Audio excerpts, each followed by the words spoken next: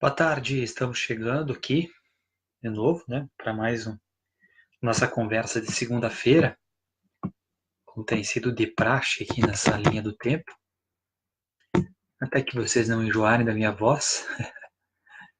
Alguns já enjoaram, né, tenho certeza. Ah, mas, enfim, contribui com algumas modestas palavras a respeito daquilo que julgo ser é, uma posição, uma opinião, enfim. E como eu tinha dito, né, de meio-dia ainda, né, eu tinha avisado hoje fazer uma discussão acerca da Venezuela, ou de todos esses desdobramentos, né, relativos à Venezuela. Então, deixa eu só fazer um teste aqui no som, vamos ver se está funcionando. Está funcionando. Então, meus caros, ah, opa, a Alex está aí, né? Alex acompanhando aqui, dando boa tarde. Só para conceituar, né? Minha área de formação é geografia, tá, pessoal? Fui professor de geografia por 11 anos, né? Até pegava às vezes algumas aulas de história também, né? Mas a área de formação é geografia. E dentro da geografia, né, um pouquinho de algumas leituras, né, no ponto de vista da geopolítica, né? E aí, tudo que a imprensa brasileira falou esse fim de semana, a imprensa patronal brasileira falou a respeito da Venezuela, não dá nem para dizer meia verdade, né? É uma narrativa, né? Uma tentativa de construção de uma narrativa que não encontra nenhum tipo de base, né? Digamos assim, de respeitabilidade, inclusive, né? Primeiro, apenas para situar, né? A Venezuela faz fronteira com o Brasil, né? Lá no norte do país, né? Especialmente com Roraima, né? E com o estado do Amazonas também, né? Na verdade, é um país que está voltado para o Caribe, né? Então ele tem uma proximidade geográfica que o coloca, né, voltado para o Caribe, né? Cuja capital é a cidade de Caracas, né? E que também é a principal cidade, né? Se você pegar, olhar no mapa, né, a porção sul da Venezuela faz divisa com Roraima, né? Faz divisa com um pedaço do Amazonas. Aí a outra divisa dela, que é a divisa oeste, né, da Venezuela, tem a Colômbia, não é? Na divisa leste, a Guiana inglesa, né, a Guiana cuja capital é Georgetown, e aí você vai ver o restante dos países, né, ao norte da Venezuela, né, as ilhas do Caribe, né, muito próximas, né, Trinidad e Tobago, Granada, Santa Lúcia e Barbados, Curaçao, Aruba, né, um pouco mais distante você vai ter o Haiti, a República Dominicana, Porto Rico, né, Antigua e Barbuda, Montserrat, Dominica, Jamaica, as Ilhas Caimã, e não muito longe daí você vai ter os Estados Unidos, né? Da Venezuela para chegar ao Canal do Panamá, por exemplo, aqui eu vou olhando mais para o oeste da Colômbia, onde começa a América Central, né? É muito próximo, né? Então, do ponto de vista da geopolítica, ele está muito bem localizado, né? A Venezuela tem uma localização geográfica importante, né? A Janete aqui está dizendo que o Brasil é uma vergonha em todos os sentidos. Tá começando a nos envergonhar, né? O Edmilson aqui também, boa tarde, né? Boa tarde para o Edmilson, trabalhador aqui da construção civil, né? Inclusive com uma obra aqui na frente de casa, né? Que está trabalhando aqui. Veja bem, um dos países que mais produz petróleo no mundo é a Venezuela. E essa tentativa de deposição de governos não é uma coisa recente. E aqui eu quero que vocês separem uma coisa, né? Aqui não está em julgamento Maduro. Não vou nem entrar no mérito, porque aí me faltam elementos. Eu não sou um venezuelano para vivenciar na pele, né, o que é o governo Maduro, né? Mas um detalhe muito prático, né? No final dos anos 90, quando Hugo Chávez chegou à presidência, né, e instituiu aquilo que se chamou de chavismo, né? que é este grupo político que dá sustentação ao governo Maduro, né, o Hugo Chávez foi alçado a um grande personagem, um grande líder da Venezuela, né, um líder extremamente carismático, né, com todas as suas contradições, como é o Lula, digamos aqui. Né, você tem uma legião de brasileiros que o idolatra e você tem uma parcela da população que o odeia. Né, essa posição dos antagonismos. Né, então que se fique claro isso. Né.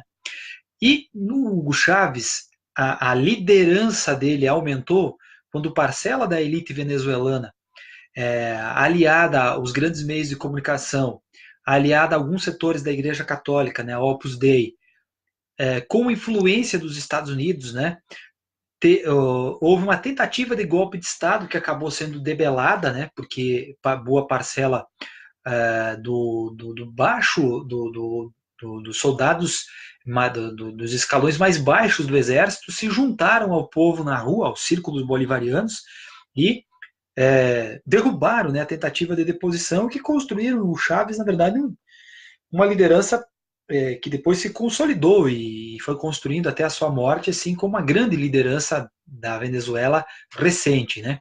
Tanto é que produziu um sucessor, que era o seu vice, Nicolás Maduro, né, se reelege, né, na eleição contra o Henrique Capriles. Né? Aí, os processos da Venezuela, o Lauro que está lembrando, que é muito bem lembrado, que todos os países que têm petróleo têm algum tipo de estabilidade fomentada pelos Estados Unidos, inclusive o Brasil. Tá? Inclusive o Brasil. Em cima daquilo que o Lauro falou, é bom não desconsiderar que o impeachment da presidente Dilma não vem também sem nenhum tipo de interesse estrangeiro. Aliás, quando o Brasil anunciou o petróleo do pré-sal, a primeira coisa que os Estados Unidos fez foi reativar a frota do Atlântico Sul. E o Brasil foi comprar caças, né, da Suécia. Né? Simbolicamente, as guerras não precisam acontecer quando elas existem. Né? As guerras comerciais que são travadas nos bastidores. Né? E a deposição da presidente Dilma, né, com um sujeito que fala, liderada, né, por um senhor chamado Eduardo Cunha, né, que fala que Deus tenha misericórdia da nossa nação e que lavava dinheiro da corrupção numa empresa chamada Jesus.com, dá um pouco da dimensão disso. Né? Mas voltando para lá, né, voltando então para o Maduro, né, que é o presidente que dá a sequência ao governo do chavismo. Né? É verdade que o governo Maduro enfrenta problemas de ordem, inclusive de debelar processos de oposição com métodos que a gente possa questionar, digamos assim, do ponto de vista do nosso republicanismo, da esquerda brasileira é extremamente republicana. Né? Os protestos de verde e amarelo que pediam intervenção militar contra a presidente Dilma, por exemplo, nunca tiveram violência das forças policiais brasileiras, muito menos tendo sido fomentada pela presidente Dilma. A presidente Dilma foi republicana. Os arbítrios cometidos pelo juiz Sérgio Moro no âmbito da Lava Jato de Curitiba e de toda essa república, chamada República de Curitiba, nunca tiveram nenhum tipo de ingerência no Ministério da Justiça sob ordem do ministro José Eduardo Cardoso, por exemplo. Se tratou de maneira republicana, como naquela ideia, nós limparemos a corrupção deste país. Né? O contrário não tem ocorrido. O ministro Moro, ele age exatamente diametralmente oposto ao ministro José Eduardo Cardoso. Né? No caso do COAF, lá que investigava o filho do presidente, trocou, né, o diretor do COAF, no caso. Né? Uma clara ingerência política sobre os processos. Né? Relembrar é viver. A Sara está lembrando aqui, Cunha e a empresa Jesus.com. O Juliano aqui está dizendo boa tarde também. Veja bem, no caso venezuelano, os processos de enfrentamento eles passaram a ser violentos entre os grupos políticos. E não há santos nesta história. Que fique bem claro, eu como professor de geografia, do ponto de vista da geopolítica, eu preciso relatar esses fatos, eu não posso cair no maniqueísmo da imprensa, de que constrói o Maduro como demônio, né, e o Guaidó como um anjo. Né? Não. O grupo político Vontade Popular do Guaidó também age com violência, com estratégias paramilitares, inclusive de incendiar adversários políticos. Né? Outro dia, num protesto contra o Maduro, né? O sujeito foi lá e gritou Tupamaros, que é um dos grupos políticos que apoia o Maduro, e o cara foi executado a tiros, né? Por pessoas da oposição, dessa oposição democrática, né? Que é tratada como quem vai restabelecer a democracia venezuelana. O outro fato que tem que ficar claro é que a direita venezuelana tentou boicotar o processo eleitoral venezuelano. Isso tem que ficar muito claro. E, obviamente, quando eles tentaram boicotar o processo eleitoral, a participação eleitoral na votação, lá a eleição ela não é obrigatória, então os 46, 47% da população foi votar e o Maduro se reelegeu, então se reelegeu fazendo 60 e poucos por cento. Veja bem, o modus operandi de negar o resultado de uma eleição, ele tem se manifestado na América Latina como um todo. Vamos recordar, no Paraguai, e isso já tem ocorrido, né, com mais intensidade na América Latina, e isso não é uma estratégia que está descolada de uma estratégia imperialista estadunidense. Isso não é teoria da conspiração, é fato. Veja bem, no Paraguai, o Fernando Lugo, a centro-esquerda, depois de quase, acho que nunca teria governado o Paraguai, não sei precisar historicamente, sim, também não conheço com profundidade a história paraguaia, mas ele foi deposto, né, rapidamente num processo de impeachment, uma justificativa que é pretexto. O Zelaya, em Honduras, né, e é engraçado, né, porque não tem ajuda humanitária em Honduras, que tem um governo paramilitar de direita, né, e que tem levado milhares de hondurenhos a migrar muitos quilômetros com destino aos Estados Unidos, e lá encontram uma proteção, inclusive a ideia da construção do muro, né, para impedir a entrada de imigrantes, né. Ninguém fala, né, que tem que levar ajuda para Honduras, mas a deposição do presidente de centro-esquerda, o Zelaya, ela obedeceu esses mesmos comandos, um uso jurídico para destituir politicamente, né, governantes legitimamente eleitos de centro-esquerda. No caso brasileiro, a ideia das pedaladas fiscais se inventou um crime para depor a presidente Dilma, né, pretexto, hoje está muito claro, pretexto, desenhado, claro, né? E o processo de impeachment também obedece se vocês vão lembrar, em 2014, o modelo que a Venezuela está legitimando a eleição do Maduro também foi tentado aqui, só que aqui não colou, né? Aqui não colou a ideia de que teve fraude nas urnas e não sei o quê. Lembra que o Aécio pediu até recontagem dos votos? Também tentou se construir essa ideia, né, de tentar deslegitimar o processo eleitoral, mas como estratégia para depois desfragmentar o governo, desfragmentar uma base aliada, pegando um vice-presidente de fraquíssima base moral, né, um traíra, digamos assim, vamos usar essa expressão para o Michel Temer, né, e você leva à deposição. Mas não bastava isso, não bastou não bastou depor a presidente Dilma, para poder continuar a dar uma ideia de um governo alinhado, né, aos Estados Unidos, né, e hoje nós temos um presidente que é um fantoche dos Estados Unidos, o presidente brasileiro bateu continência para a bandeira dos Estados Unidos, né, teve que prender o Lula, porque o povo, mesmo com o Lula, aliás, não foi só prender, foi tirar ele da disputa, né, porque mesmo preso ele tinha 40% de intenção de votos, né, nas pesquisas, em todos os institutos de pesquisa, né, e que poderia levá-lo a vencer as eleições, né? E o modus operandi ele prossegue quando se tem pedido de prisão ao Rafael Correa, ex-presidente do Equador, quando se faz um pedido de prisão da Cristina Kirchner, né? Enfim, o modus operandi, inclusive de falsear informações na eleição chilena, né, para levar a eleição do Piera. No caso brasileiro, toda essa onda de fake news, uma construção de uma campanha agressiva, virulenta, cheia de ódio, no caso, para levar o Bolsonaro à eleição, né? Então, nada está descolado. Nada está descolado. E para cima de mim, a ideia de ajuda humanitária, olha, eles já foram mais criativos quando inventaram bobagens, né? E aqui é muito bizarro os Estados Unidos falar em ajuda humanitária. Esse país, né, que é responsável por matança em diversos locais do mundo, matança de civis com bombardeio, né, no Iraque, na Síria, arrasaram o Vietnã, depois acabaram sendo expulsos pelos Vietcongs, né? Os processos intervencionistas em vários locais do mundo produzindo guerras, né, para a indústria armamentista poder vender armas, que tem uma base militar em Cuba que é uma afronta aos direitos humanos, né, que é a prisão de Guantánamo, né, que enjaula crianças imigrantes. Quem quer falar em ajuda humanitária, né? Aí é piada você falar que vai fazer ajuda humanitária no país que você está produzindo um embargo econômico, que está forçando a queda do preço do barril do petróleo para causar asfixia econômica, que causa uma série de empecilhos para a circulação de mercadorias, né, nesse país, né, e que, obviamente, que o Maduro tem as suas responsabilidades do ponto de vista da condução econômica do país, enfim, mas os Estados Unidos também é causa do problema, eles não são solução do problema. E aí, a coisa mais bizarra é que o Guaidó, ele é como se aqui no Brasil o Rodrigo Maia dissesse, olha, eu vou ser presidente do Brasil. Esse que é o Guaidó, né? Ele não tem legitimidade nenhuma dentro da Venezuela.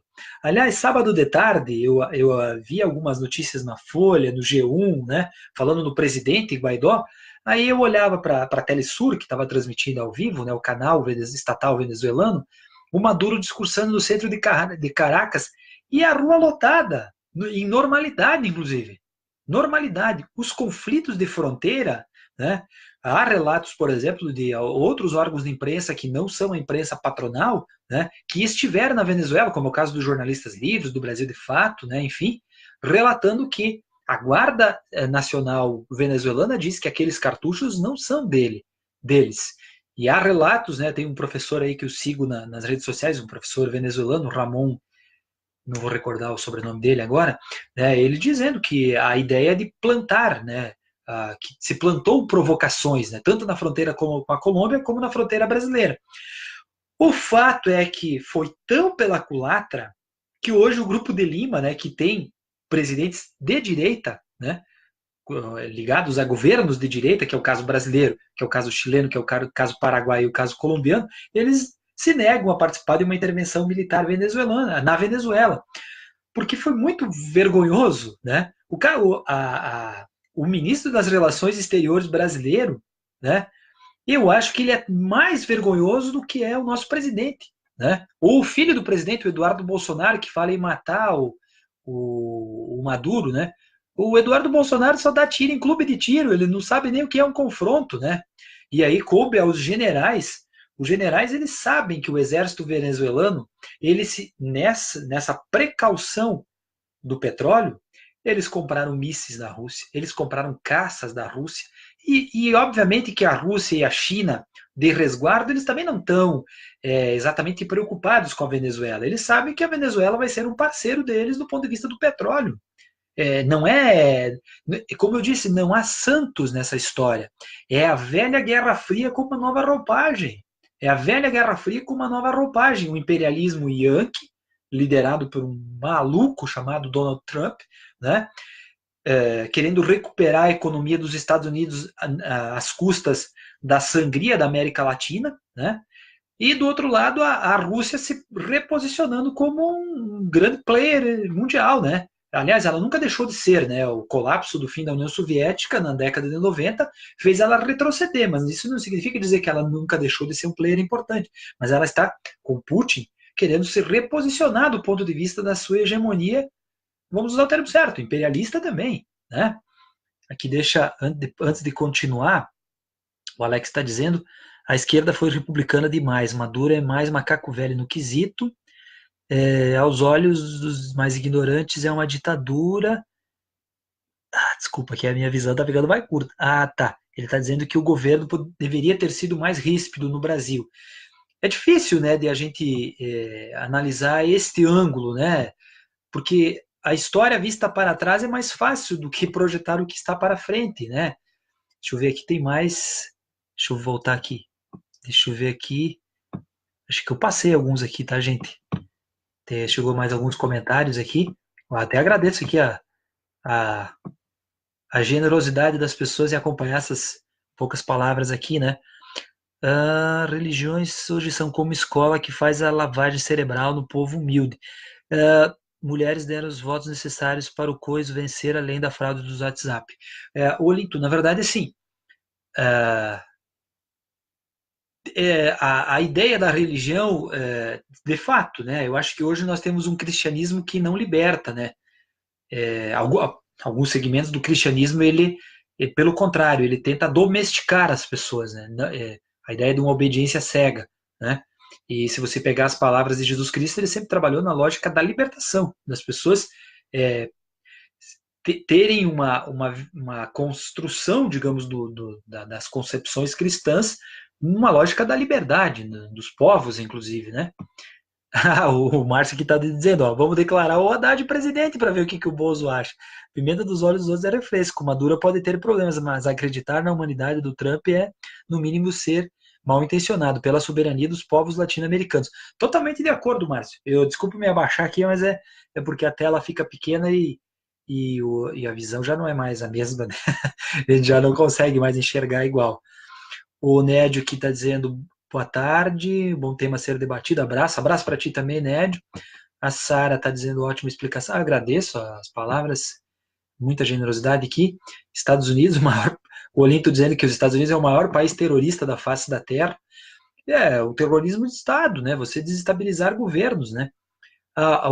Mais um detalhe que o Márcio está lembrando, né? Eu ia falar e não falei antes, né? E muito bem lembrado por ele, que os Estados Unidos têm bloqueado as reservas cambiais nos bancos americanos de 30 bilhões de dólares, né?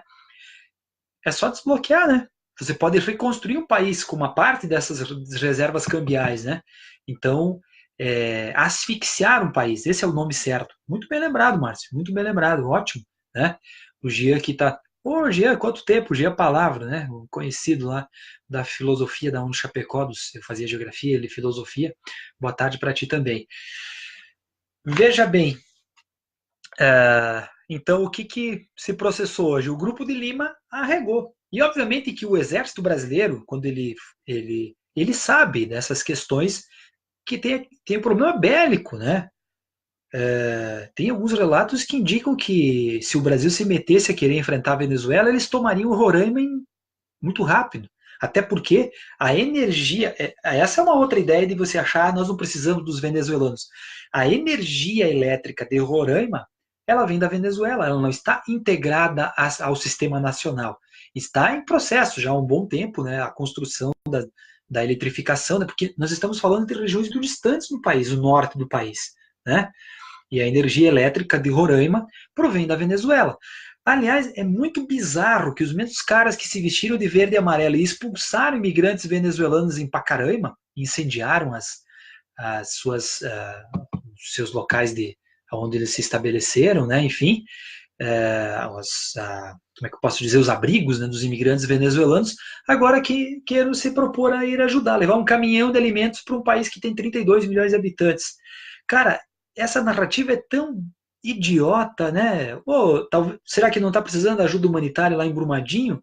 Aquele estrago lá que a Vale fez no Rio Paraupebas e nas vidas das pessoas, né?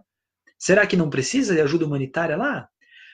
Essa explosão de aumento de população de rua no Brasil nesses últimos 2, 3 anos, a tendência de volta do Brasil ao mapa da fome da ONU, que a presidente Dilma iniciou-se no governo Lula, mas no governo da presidente Dilma, o Brasil saiu do mapa da fome na ONU. Será que não tem? Cara, que é isso? O ministro das Relações Exteriores brasileiras é uma coisa patética. E aí hoje a Damares querendo falar em direitos humanos na Venezuela, que tem que respeitar os direitos humanos na Venezuela. Mas quem é a Damares para falar isso? Uma ministra de um sujeito que diz no Brasil que direitos humanos é o esterco da vagabundagem. Né? O presidente que nomeou Dona Damares, ele se refere a direitos humanos como isso. Tenha decência, porque hipocrisia tem limite. Hipocrisia tem limite. Uma sujeita que foi acusada pelos indígenas de ter sequestrado uma criança, né, que é a filha adotiva, supostamente filha adotiva dela, ou que é tratada como filha adotiva, mas não tem os registros, né? O Agostinho está falando que os Estados Unidos é o câncer do mundo. Na verdade, assim, quando a gente fala o país Estados Unidos, né, soa bastante agressivo, né? Nós temos diversas posições nos Estados Unidos, inclusive pessoas que se posicionam contra os processos bélicos, né? Então, eu sempre tomo cuidado para não generalizar o país Estados Unidos, mas a construção do poder nos Estados Unidos, dos governos dos Estados Unidos, ele tem um caráter bélico muito forte, intervencionista, né? E isso tem uma construção lá atrás, no século XIX, não é? O Big Stick, né? A doutrina Monroe, né? Da América para os americanos, não é? Os processos intervencionistas, o Canal do Panamá, por exemplo, eles patrocinaram a independência do Panamá perante a Colômbia, depois construíram o canal que os beneficiou e continua beneficiando até hoje, né? Um canal artificial que liga o Oceano Atlântico ao Oceano Pacífico, né? Para suas navegações. Então, meus caros, é terrível essa situação, né? O risco de conflito ainda existe. Parece que vários países do mundo notaram, né, e soou de maneira muito ruim, né, a União Europeia deu um passo atrás, Rússia e China já eram contrárias, né, a África do Sul também, Turquia também, né, a Bolívia se posiciona na defesa, inclusive do Maduro, né, no caso não é nem da não intervenção, no caso é a defesa do próprio Maduro, do governo Maduro, né, mas do ponto de vista do caso brasileiro, um risco terrível do Brasil, depois de 149 anos, virar um chefete latino-americano, mas na verdade capacho dos Estados Unidos. Quando o Brasil, a Argentina e o Uruguai destruíram o Paraguai na Guerra do Paraguai, né, sob o comando lá do Duque de Caxias, o Brasil também obedeceu um comando da potência imperialista da época, a Inglaterra. Né? O Paraguai tinha um desenvolvimento socioeconômico que já fazia uma certa sombra aos interesses ingleses, né, da indústria inglesa, não é? E você chegou então à deposição naquela época do Solano Lopes, né, e uma guerra que causou um estrago imenso no Paraguai, a ponto de razões do subdesenvolvimento paraguaio perdurarem até hoje. Não é só isso, mas também, né? O Lauro está dizendo que o presidente é o espelho dos bolsomínios. Infelizmente, as pessoas tendem a acreditar nas narrativas, e nesse caso não dá nem para dizer que é as fake news de rede social, tem também. Mas o problema é que a imprensa brasileira, a imprensa patronal brasileira, é nojento. Olha só, se você abre o G1 agora, ó, por exemplo, vou lá rapidinho agora, só para exemplificar, para deixar claro, né, que é uma narrativa totalmente falseada e unilateral, né? Ó, aqui está dizendo que Brasil quer que Venezuela volte à democracia sem medidas extremas, diz Mourão, deve ser. Deixa eu ver aqui, não está descendo aqui. Ficou um pouco lento aqui, tem um monte de página aberta, ficou lento. Veja bem, mas por que é que não dá? Por que é que a Venezuela não pode ser considerado uma democracia? Aí as pessoas vão dizer: ah, não, porque teve fraude nas eleições. Teve observadores internacionais no processo eleitoral. Ah, porque prenderam opositores. Ué, aqui no Brasil prenderam o Lula, que liderava as pesquisas com o triplo de intenção de voto do segundo colocado. Então o Brasil não é uma democracia. Aliás, o Brasil sim tem sérios problemas de ser caracterizado uma democracia. Seríssimos problemas. Porque o atropelamento da legislação brasileira pela República de Curitiba, né, pelo emparedamento do STF, por tweet de general, por ameaça de fechar o STF, pelo filho do presidente, inclusive, né, um cabo e um soldado, né, o país que mais mata ativistas ambientais do mundo, o país que mais mata na América Latina ativistas dos direitos humanos, um país que executou Marielle Franco com uma séria tendência de ter o dedo de setores da polícia, né, os milicianos, né, no assassinato dela, né? Um país em que um parlamentar deixa o país, um deputado federal, um deputado assumidamente homossexual, deixa o país por ameaças, não é? Esse país sim tem sérios problemas de ser caracterizado como uma democracia. E que o ministro da Justiça do atual governo é o sujeito que mandou prender o líder das pesquisas. Conte isso para qualquer estrangeiro, ele vai te dizer. Conte isso para um italiano, por exemplo, um dos meus professores orientadores morava na Itália. Eles falam que é um golpe bianco. Eu falei isso para um argentino. Ele entendeu tudo. É só dizendo isso. Não, o juiz Moro, no caso, que mandou prender o Lula, que liderava as pesquisas, é ministro da Justiça do governo Bolsonaro. Não precisa mais falar nada. É só dizer isso. Não precisa mais explicar com muita complexidade. As pessoas compreendem. Porque lá fora, as pessoas não têm essa narrativa falseada dos meios de comunicação brasileira, da Rede Globo, que hoje ela está sofrendo com o governo Bolsonaro, e eu quero que os dois se quebrem. Na briga entre Bolsonaro e Rede Globo, eu torço para a briga. Eu torço para a briga, não torço nem para a Globo nem para o Bolsonaro. Eu quero que os dois se arrebentem nessa briga. Né? Mas não é só a Rede Globo. A narrativa falseada, ela está na Record. O processo de manipulação da informação, ela está na Folha, que minimamente tenta, às vezes, dar algumas outras vozes, mas o grosso do editorial é a construção de uma narrativa do Maduro diabólico. Né? E isso está no Estadão, isso está no SBT. Né? Quando falo em mídia patronal, são os órgãos de imprensa tradicionais desse país. Né?